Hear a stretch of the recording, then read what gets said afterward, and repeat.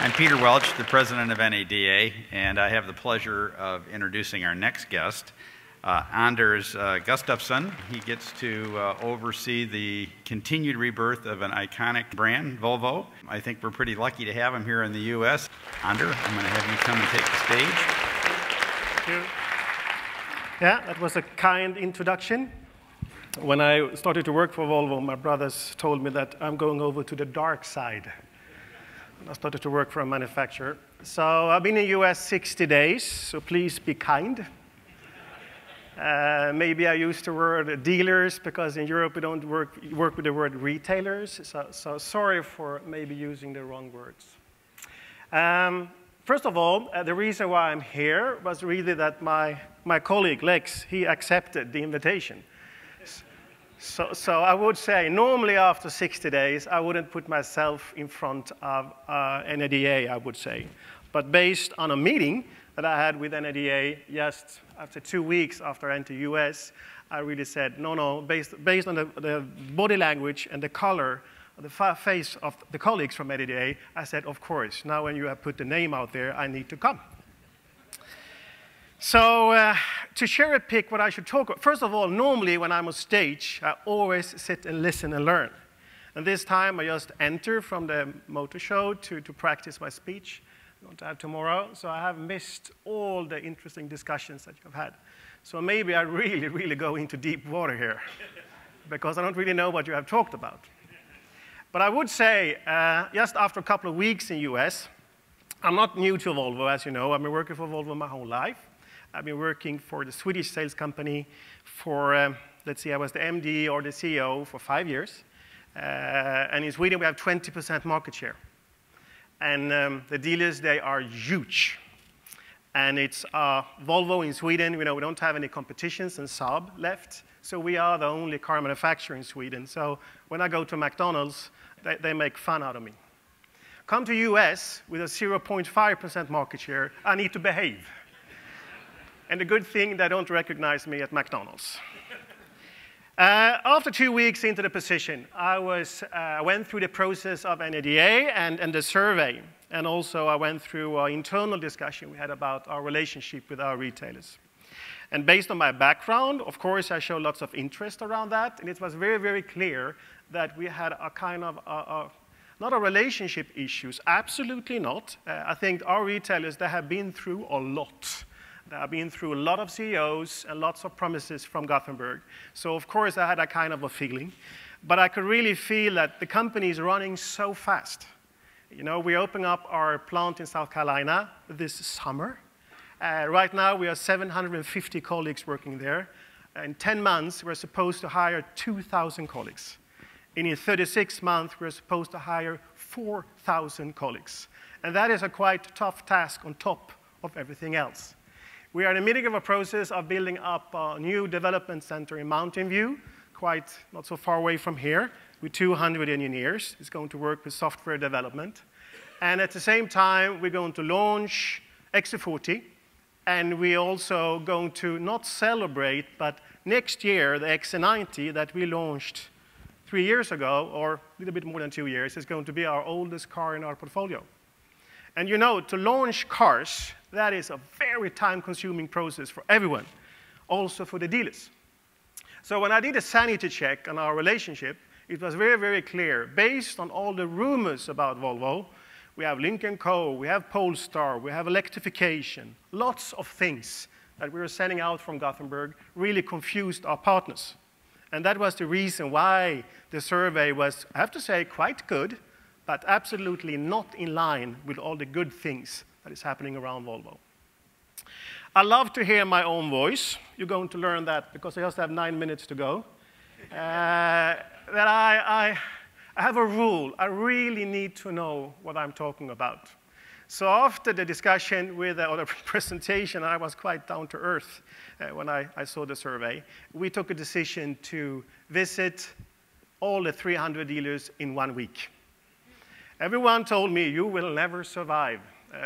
Probably I will gain some weight because, yeah, you have very good food here, but the plates are big, I have to say. we took that decision, and I have to say the management team, they're sitting here in the room, and they supported me, but I said, Anders, are you going to meet 300 dealers in 7 days, working days? I said, yeah, I would like to do that. And we organized it, and also we took a decision that we shouldn't have tables. We should sit in a circle, and I should stand in the middle. And I'm quite new to the US culture, so my colleagues, they said, he's super stupid. But I would say I learned a lot. The first meeting was really close to our office in Rockley, New York, and I would say I love the dealers there, but you were tough. Extremely tough, very clear and distinct with the feedback, and they really prioritized some, I would say, opportunities and issues, and that was really profitability. So all the things that we talk about in the industry with mobility, car sharing / autonomous drive, lots of things are happening in the industry, and also from a Volvo Cars point of view, lots of things are happening around those fields. And my background that you didn't mention really before I entered the stage is really that I'm the former CEO of Hertz, and I'm still a board member of our bank, the 5th biggest bank in Sweden, and I'm still the chairman of our car sharing company. When I told the dealers that, they said, oh, now we're going to do that too, because that's my babies. And I said, absolutely not. I have seen what a bad managed car rental company can do to a car manufacturer. I usually use the word, the last stupid sales director is not born yet. And I don't meant to put Rick Bryant on stage here, because that's he's responsible for sales in the US. But normally with the push for volumes, we can sometimes mess around with residual values. And based on Volvo's trip and growth in the US, it's really 54, 55% in a very short time. And now we are supposed to launch 2 new cars, really 3 new cars in a very, very short period. At the same time, we have cars that is quite brand new. It's quite easy that you start to push things in an unhealthy way. That was not addressed from the dealers because they're extremely professional, but I would say that is really what I'm going to talk about today. The reason why I talk about profitability is not to calm down the dealers or the retailers, because they know, and this is an industry problem. It's not a Volvo Cars problem. And I would say that we are not worse than anyone else. We're even a little bit better than average, but we don't have the throughput.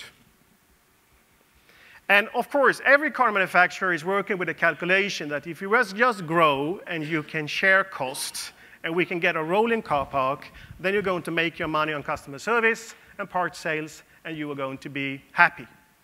I don't believe in that, and that is really what I'm going to talk about. And also, we are in the middle of a process of launching a new concept tomorrow on stage called Care by Volvo. And when the dealers heard about this Care by Volvo launch, it's a quite big thing because it's subscription. The dealers started to be extremely nervous. And I said, okay, this is the Trojan horse. You are getting into our turf, taking over the relationship with the consumer, and that is absolutely not acceptable. And that is also one of the reasons where I said I need to meet them, standing in the middle of whatever we can call it, and they ask me questions about it. I will use exactly the slides that I used in my roadshow, because I'm 100% sure that our partners will call me after this presentation, so I feel the pressure. First of all, this was the 3rd slide I show, and this is not to scare up or whatever, but if you're a small manufacturer, quite unique, safety is so strong for us, we are growing extremely fast. I would say it's a lovely company, and our profitability is by far better than 5 years ago, and the product portfolio is paid. We have luxury problems, really. Normally, when you work with development, you promise lots of things. But in our case, we are going to deliver exactly what we said a couple of years ago. But to be small, you need to utilize that. And that is really you can work with speed. But to work with speed and implement new things, you need to have trust. And if you don't have trust from the dealers, they will absolutely not work against us if we follow the laws, but they will absolutely not support us. And I have to say, the launch of Care by Volvo I can absolutely not stand here on stage and say that everyone are super happy about it, but they accept it, and they will monitor us 24/7. And if it goes over whatever line, we need to talk to each other. And we are supposed to do this together. So we have decided that all the things that we launched related to subscription, we are going to do together as a team. And that was really the whole approach. And now let's go through the facts, why this is so important for us, and also how we are going to do it. First of all, I used this just before I left Europe. I was the Senior Vice President of Europe, or Europe, Middle East, and Africa for 3 years. That is 60% of Volvo Cars' revenue and volume, and it's a quite tough job based on difference between small countries and Sweden, Norway, Denmark, and Germany, where we're quite big. And to implement new ideas, it's quite tough. Here we have 52 states. We have states with a very high share of lease, and then we have states that don't work in line with that kind of a strategy. So we need to have a solution and a medicine that works everywhere.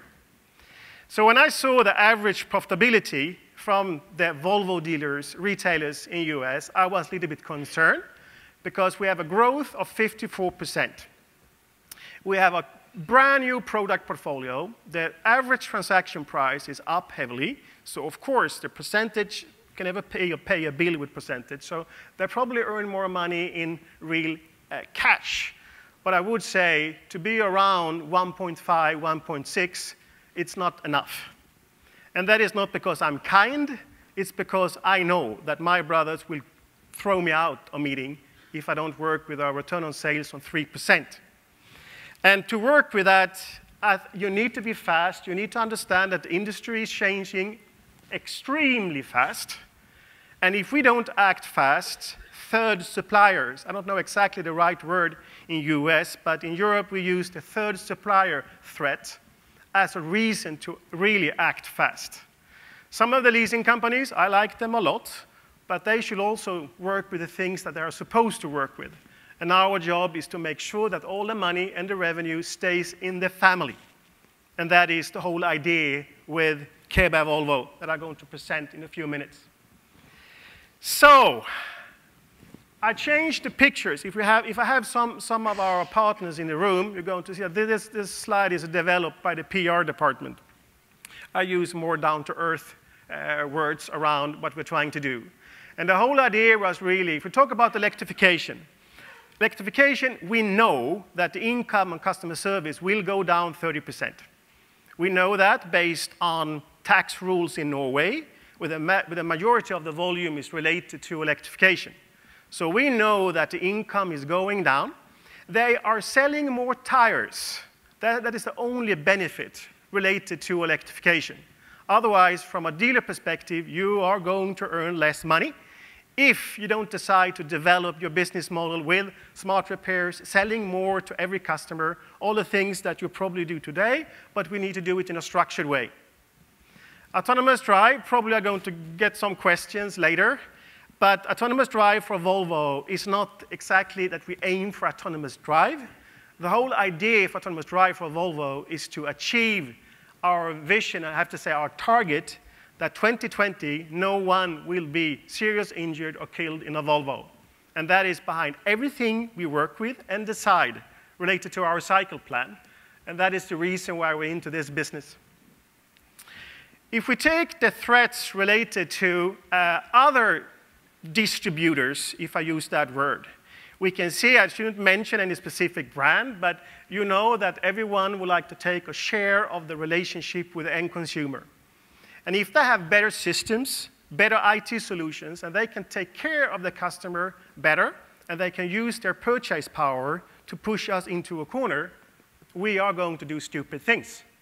And that is also one of the reasons why we launched this concept, not to deliver 3% return on sales, because it's going to be a small part of our volume, but it's the whole culture that we need to change. The culture of, from a sales company or car manufacturer's point of view, we should promote and work and prioritize used cars and customer service. Normally, where I come from, in Europe, we send customer service managers to small cities in Central Europe, Frankfurt or whatever. If we have a sales contest, we go to Hawaii or Bali. And I would say, based on margins and profitability, we know that it's really the customer service guy that should go to Bali, and the sales guys should go to Frankfurt. Nothing bad about Frankfurt. It's a lovely city. They're just trying to visualize what I'm trying to talk about. We go into the objects, a lot of solution related to subscription. We call it Care by Volvo. It's a subscription model, 100% online, 100% online. Everything included, exclusive gasoline, of course.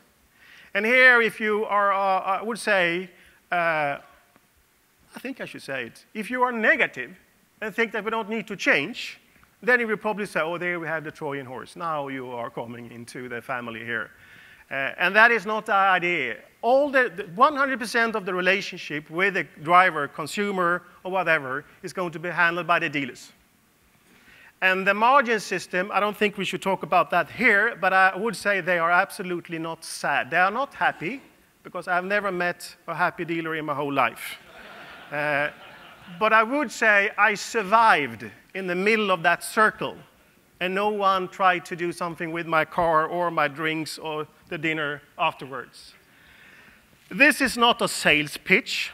The reason why I would like to show this is really that when I talked about trust, and I talked about we need to do this together, and we need our partners in the future. We are small, and we would like to be fast. And we know that our partners, they have been waiting so many years for Volvo Cars' success, because Volvo Cars is an emotional brand. We are human-centric. Someone is telling me that we are too nice and too kind. Maybe we push volumes, but we are a little bit humble in one way or another. Probably that's the reason why people say, I'm not typical Swedish. Now you should laugh, because I really like to talk. Now we go down to earth, really what we're trying to do. And the whole idea, what we're trying to do with our partners worldwide. And this is really what I launched in Europe 3 years ago, and we call it the value chain.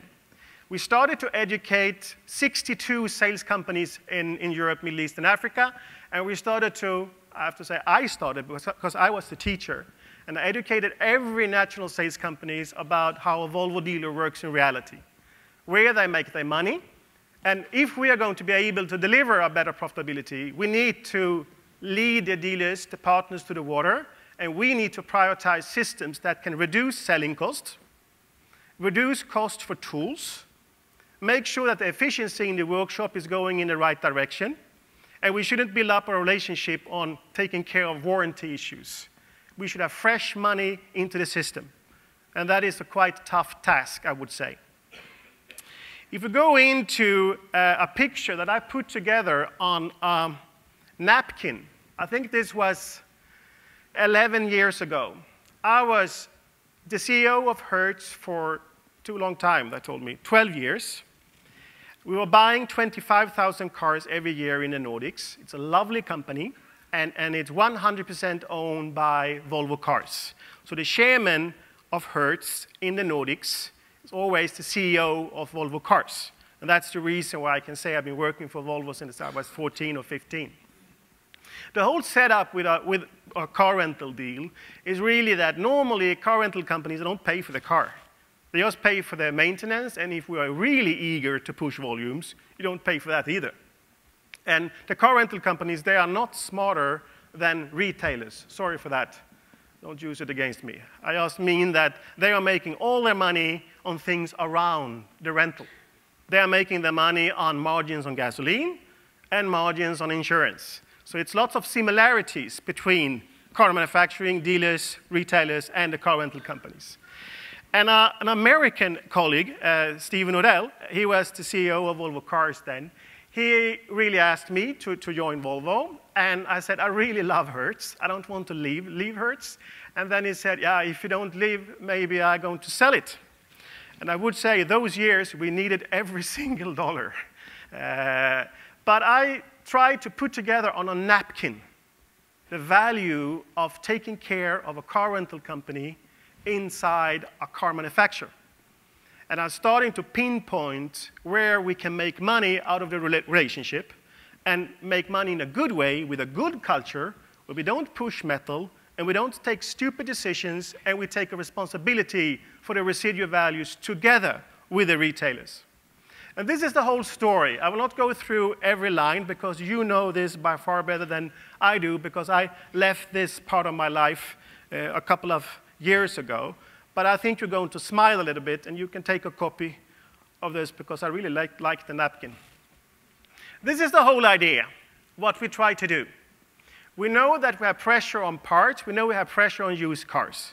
We know that if we push too much new cars, we need to use auction companies. And if we use auction companies, ALG will respond, and we're going to have a negative development of our residual values.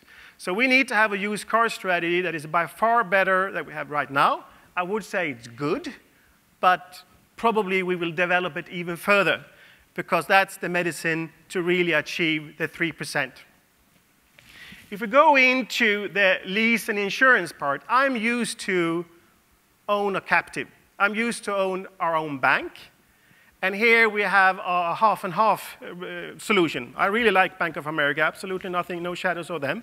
But I'm used to own a bank together with the dealers.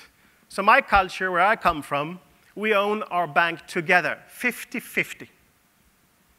We share the risks, and we have a market share around the penetration of lease and insurance is around 78%.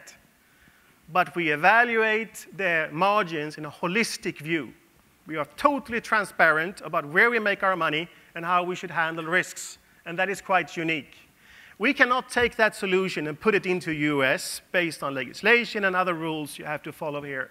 But the whole idea to have a transparent view on the total relationship with the end consumer and also a total responsibility for the residual values. And that is very, very, very tricky. But that's the reason why I'm here. Care by Volvo is a 24-month relationship. The customer can change the car earlier if they want, but the whole idea is to work with 24 months. That is the gap that we have seen. We have some opportunities, but also we don't think that this is going to cannibalize on the standard way of selling cars. This is a new way to attract a new customer that normally is absolutely not attracted of Volvo. And that is the whole idea. If we take the maintenance on parts, and I mentioned the loyalty part, that in Europe we use the name ski slope. We have loyalty from the customers the first 5 years. And then the loyalty goes down to 65–70%. Our systems are so poor, so it's tough to work with discounts and so on to the older car park, and we have different names for the same problem. Here, I would say I see exactly the same pattern. And I also see that if you earn a lot of money on the parts sales the first 5 years, then of course you don't want to get rid of that.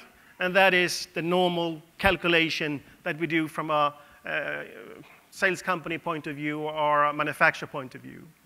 Our whole idea with subscription and also the whole idea to promote used cars and after sales towards our dealers, not that we don't do it today, but we need to do it in a different way. So all our products, all our programs in the future should follow this setup.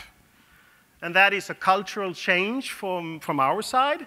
It's also a cultural change from our retailer partners. The next is really that we need to do this once again, and that's the loyalty around used cars. And maybe we have an auction company here, I don't know.